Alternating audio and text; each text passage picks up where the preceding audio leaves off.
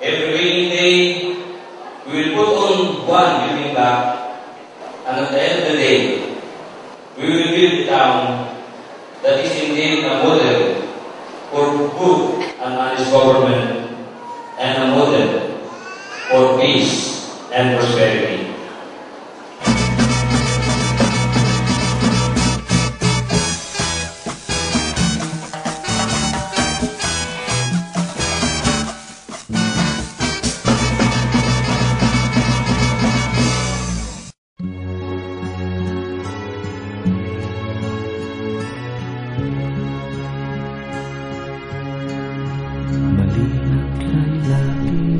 Ang bayan ng Santa Barbara, Pangasinan ay matatagpuan sa gitna ng tatlo sa pinakamalaking lungsod na sentro ng komersyo sa Pangasinan, ang Urdaneta, San Carlos at Dagupan.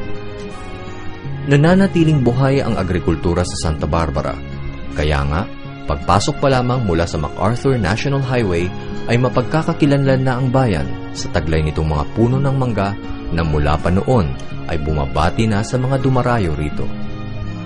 6 sa bawat 10 pamilya sa Santa Barbara ay umaasa sa yaman ng kabukiran. Kaya't naging mabigat na problema ng mga mamamayan dito ang pagbaha tuwing umuulan at labis na panunuyot ng lupa nitong mga nagdaang taon, dulot ng napabayaan flood control and irrigation canals. Dahil dito, karamihan ng mga mamamayan ay nananatiling hikaw sa buhay. Dagdagan pa ng ilang problemang lokal tulad ng kakulangan sa serbisyong pangkalusugan, edukasyon, at kawalan ng maayos na mga kalsada at mga tulay. Sinasabing naging dahilan ng lalong paghihirap ng Santa Barbara ang iisang angkan na humawak sa pamunuan nito sa loob ng mahigit 12 taon. Hanggang dumating ang taong 2007 kung kailan sa ikinalugod ng lahat, tumakbo at nahalal sa pamunuan ng Santa Barbara ang kanilang kababayang bagamat malayo na ang narating, ay hindi kailanman nakalimot sa pinanggalingan. Ang retired PNP Deputy Director General na ngayon mas kilala bilang si Mayor Ray Victor Ray Velasco, ang General Solution.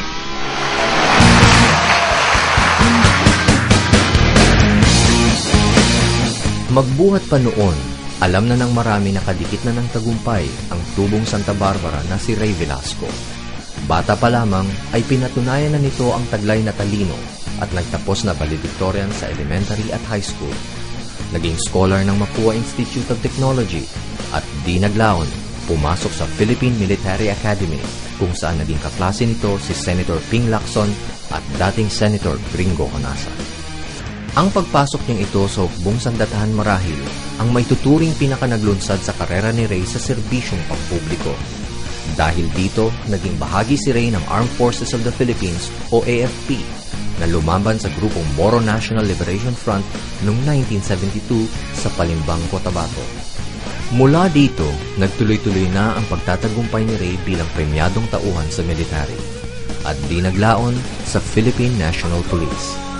Hindi pa man nauupo bilang mayor, hindi na mabilang ang kanyang serbisyong pampubliko at mga nailunsad na proyekto. Nang magretiro sa hukbong sandatahan at PNP, iginugol ni Ray ang kanyang oras sa farming at socio-civic projects. Saan pa, kundi sa kanyang bayang pinagmulan sa Santa Barbara, Pangasinan. Di pa man naluluklok sa pwesto, naglunsad na ng iba't ibang proyekto si Ray na nagkakahalaga ng 35 million pesos.